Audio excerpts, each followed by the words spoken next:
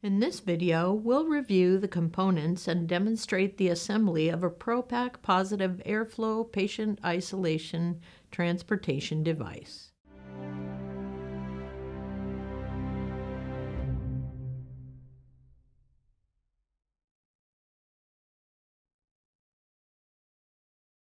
The ProPac Positive Airflow Patient Isolation Transportation Device consists of the following components: a litter,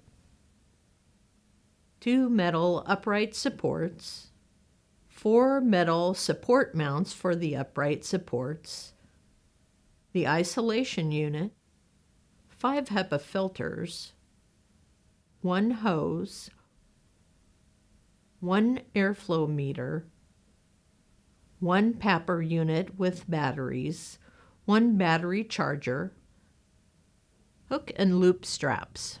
These are not supplied with the isolator, but will be needed to support the papper unit.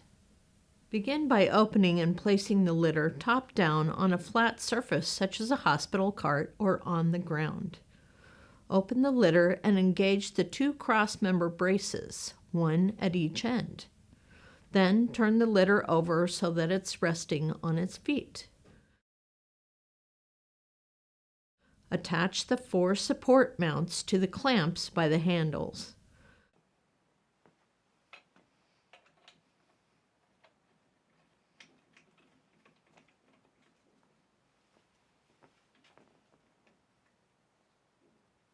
Slide the metal supports over the support mounts so they are flush with the bottom of the mount.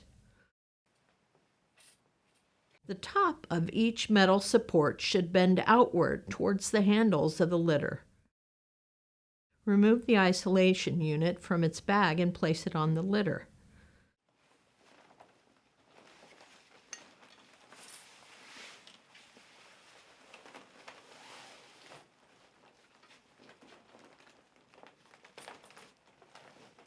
Open the hook and loop seal and unzip the front of the isolation unit.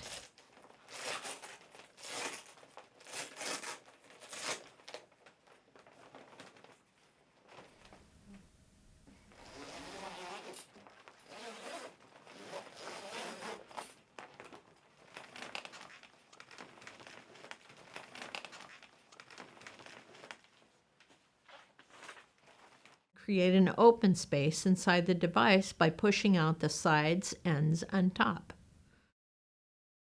The top of the isolation unit is fitted with 2 elastic cords. These run along the length of the unit. These cords suspend the unit in the frame when it is not pressurized. To properly adjust the isolator before the patient is loaded, the cords will have to be wrapped around the supports at both ends and clipped securely. When the patient has been loaded and the isolation unit is fully pressurized, you may need to adjust the clips and cords.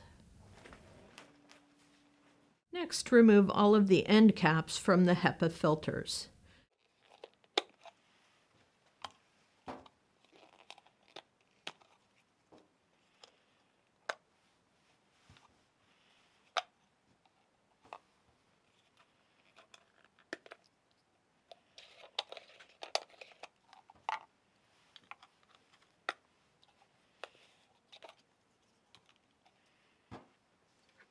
Insert a fully charged battery into the papper and attach the appropriate end cap.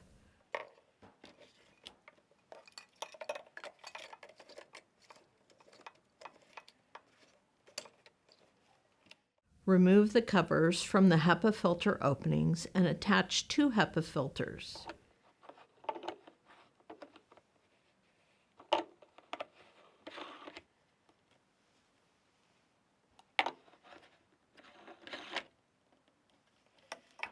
Take the airflow meter and place it in the outflow of the papper unit. Turn the papper on. The ball in the airflow meter should rise to the top if the papper is performing properly. If the unit fails the indicator test, replace the battery and repeat the airflow test. If poor airflow continues, you should check the HEPA filters for caps that may have been accidentally left on. Also, check the papper unit for items that may be causing a blockage. Finally, double-check that the battery is fully charged. Once you have established good airflow, fasten the hose to the head end of the isolation unit.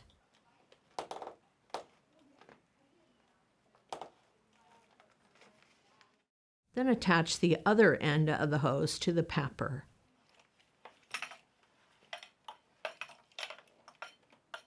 Attach 3 HEPA filters to the exterior of the foot end of the isolation unit.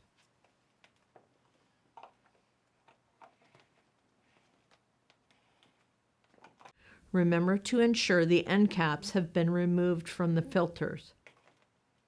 Finally, place the straps on the underside of the isolation unit under the litter and secure them in place. The isolation unit does not provide any location to place the papper while being moved. It is important to prevent the papper filters from becoming blocked or occluded. One solution is to use straps of hook and loop fastener and mount the papper to the metal upright via the slots on the sides of the papper. This also provides an easy way to move the papper if the device is to be used in a confined space.